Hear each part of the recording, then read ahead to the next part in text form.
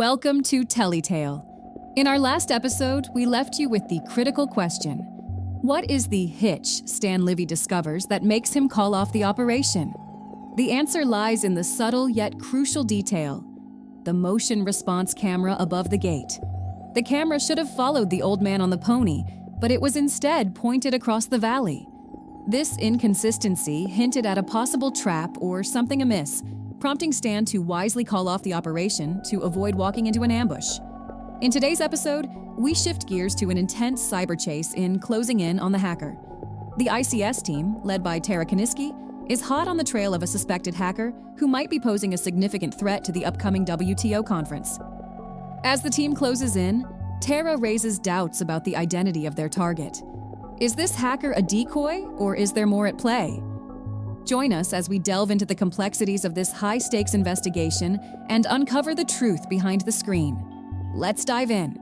The argument around the table was turning hot. The majority of the ICS team was confident they had identified the hacker and wanted to arrest him, but Tara Kaniski was holding out.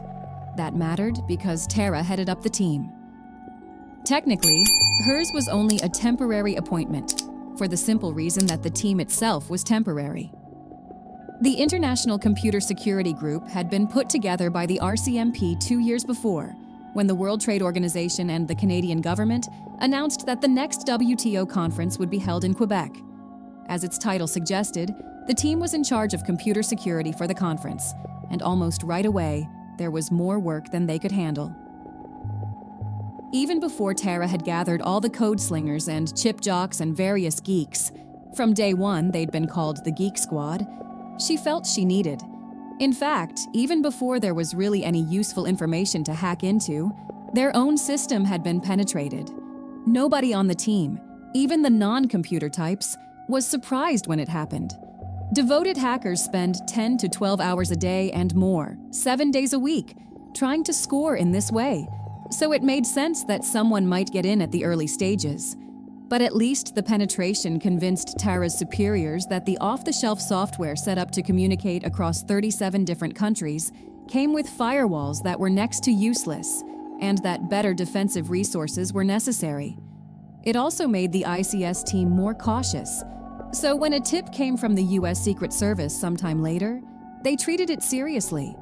Because the American president would be attending the conference for 2 days, the Secret Service had immediately begun investigating every possible political opponent of the WTO. Almost as a reflex, the first one it looked at was Randy Andy, Randalar Singh Anderjit, for he headed up an anti-free trade group that was regularly blamed, sometimes legitimately, for disrupting international conferences. Everyone involved with the WTO expected interference from Randy Andy, but what had caught the interest of both the Secret Service and the ICS team was an unknown face, a long-haired 20-something male who showed up in photographs alongside Anderjit right after the Quebec conference was announced. A search of police records revealed that he was on the FBI's list of known hackers.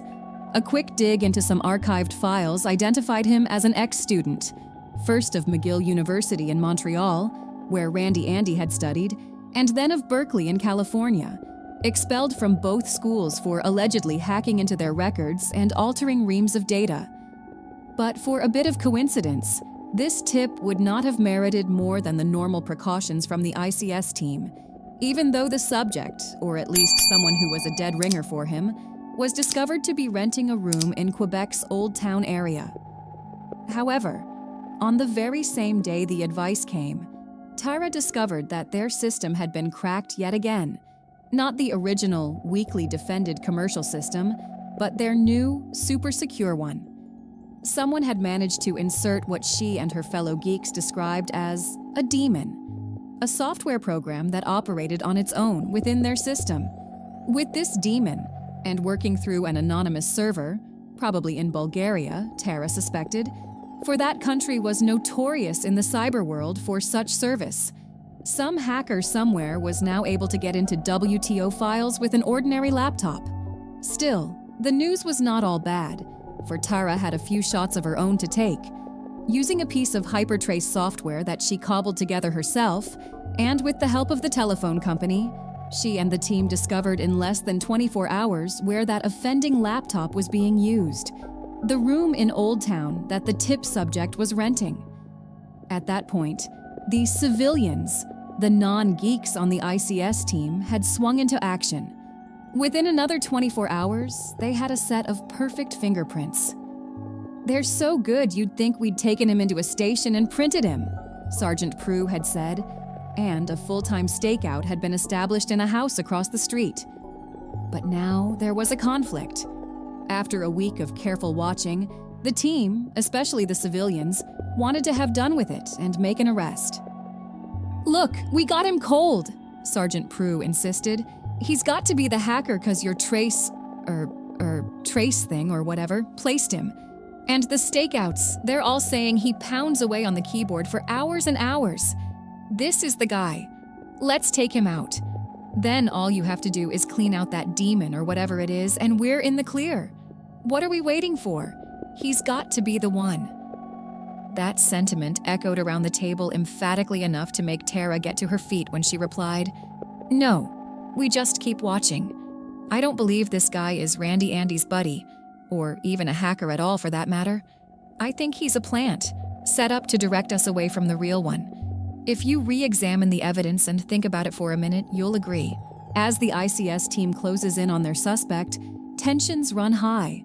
While the majority of the team is eager to make an arrest, Tara Kaniski holds back, questioning the identity of their target. She believes that the situation isn't as straightforward as it seems. But here's the real question. Why does Tara Kaniski believe this is not the hacker the ICS team must catch? Consider the clues we've uncovered.